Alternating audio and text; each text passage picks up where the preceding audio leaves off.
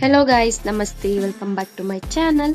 ಇವತ್ತು ದೇವಸ್ಥಾನದಲ್ಲಿ ಸಿಗುವಂತ ಚಿತ್ರಾನ್ನ ಹೇಗ್ ಮಾಡೋದಂತ ನೋಡೋಣ. ಇದನ್ನ ದೇವ್ರ ನೈವೇದ್ಯಗೂ ಕೂಡ ಮಾಡಿಡ್ಬೋದು, ಯಾಕಂದ್ರೆ ಇದಕ್ಕೆ ನಾವು ಈರುಳ್ಳಿ ಬೆಳ್ಳುಳ್ಳಿ ಏನೂ ಹಾಕಲ್ಲ. ಹೇಗ್ ಮಾಡೋದಂತ ನೋಡೋಣ. Let's get started. ಚಿತ್ರಾನ್ನದ ಗೊಜ್ಜು ಮಾಡೋದಿಕ್ಕೆ ಮೊದಲನೇದಾಗಿ ತೆಂಗಿನಕಾಯಿ ತುರಿ, ಕೊತ್ತಂಬರಿ ಸೊಪ್ಪು, ಅರಿಶಿಣ, ರುಚಿಗೆ ತಕ್ಕಷ್ಟು ಉಪ್ಪು, ಒಂದು ಕ್ಯಾರೆಟ್ ನ ತುರಿದಿಟ್ಕೊಂಡಿದ್ದಾರೆ, ಹಾಗೆ ಸ್ವಲ್ಪ ಬೀನಿಸ್ ನ ಕಟ್ ಮಾಡ್ಕೊಂಡಿದ್ದಾರೆ. ತರಕಾರಿ ಇಷ್ಟಪಡೋರು ಹಾಕೋಬಹುದು, ಚೆನ್ನಾಗಿರುತ್ತೆ.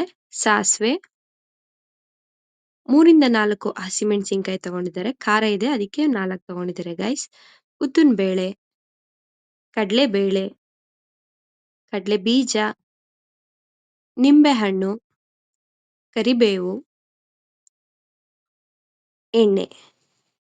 ಮೊದಲು ಒಂದು ಪ್ಯಾನ್ಗೆ ಅಥವಾ ಒಂದು ಕಡಾಯಿಗೆ 4-5 ಸ್ಪೂನ್ ಅಷ್ಟು ಎಣ್ಣೆ ಹಾಕೋಬೇಕಾಗುತ್ತೆ ಗೈಸ್. ಚಿತ್ರಾನ್ನ ಅಥವಾ ಹುಳಿಯನ್ನ ನಾವೇನ್ ಮಾಡ್ತೀವಿ ಅದಕ್ಕೆ ಎಣ್ಣೆ ಹೆಚ್ಚಾಗಿರ್ಬೇಕು. ಎಣ್ಣೆ ಕಾದ ನಂತರ ಅದಕ್ಕೆ ಸಾಸಿವೆ ಹಾಕೊಳ್ಳೋಣ. ಸಾಸಿವೆ ಚಟಪಟ ಅಂತ ಸಿಡಿದ್ಮೇಲೆ ಮೊದಲು ಕಡಲೆ ಬೀಜ ಹಾಕೊಳ್ಳೋಣ, ಯಾಕಂದ್ರೆ ಕಡಲೆ ಬೀಜ ಕಟುಮ್ ಅನ್ನೋ ತರ ಫ್ರೈ ಆದ್ರೆ ಆಗಿರುತ್ತೆ. ಫಸ್ಟೇ ಕಡಲೆಬೇಳೆ ಉದ್ದಿನ ಬೇಳೆ ಹಾಕ್ಬಿಟ್ರೆ ಸೀದೋಗ್ಬಿಡುತ್ತೆ ಗೈಸ್. ಕಡಲೆ ಬೀಜ ಹಾಕದ್ಮೇಲೆ ಹಾಕೊಳ್ಳಿ. ಇದು ಕೂಡ ಗೋಲ್ಡನ್ ಬ್ರೌನ್ ಬರೋವರೆಗೂ ಫ್ರೈ ಮಾಡ್ಕೊಂಡು ಈಗ ಇದಕ್ಕೆ ಹಸಿಮೆಣಸಿನ್ಕಾಯಿ ಹಾಕೊಳ್ಳೋಣ.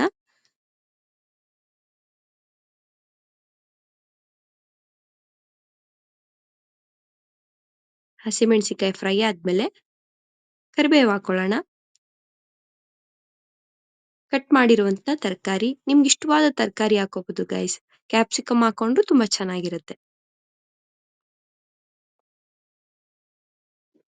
ಹಾಗೆ 1 ನಿಮಿಷ ಎಣ್ಣೆಲಿ ಫ್ರೈ ಮಾಡ್ಕೊಂಡ್ರೆ ಸಾಕು. ತರಕಾರಿ ಎಲ್ಲ ಬೇಯಿಸ್ಬೇಕಂತ ಏನಿಲ್ಲ.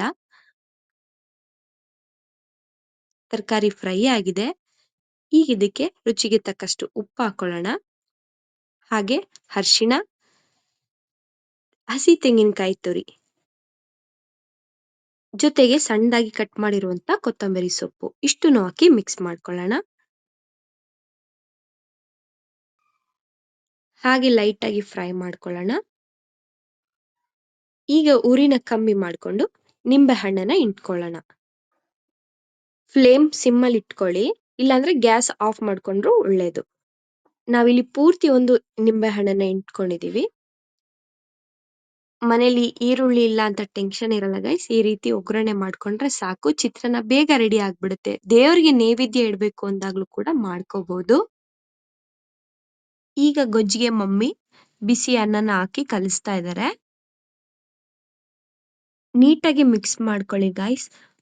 ಚಿತ್ರಾನ್ನ ಪುಳಿಯೋಗರೆ ಅಥವಾ ಹುಳಿಯನ್ನ ಈ ತರ ಮಾಡಿದಾಗ ಕಲ್ಸಿಟ್ಟು ಆಮೇಲೆ ಅದನ್ನ ಸರ್ವ್ ಮಾಡಿ.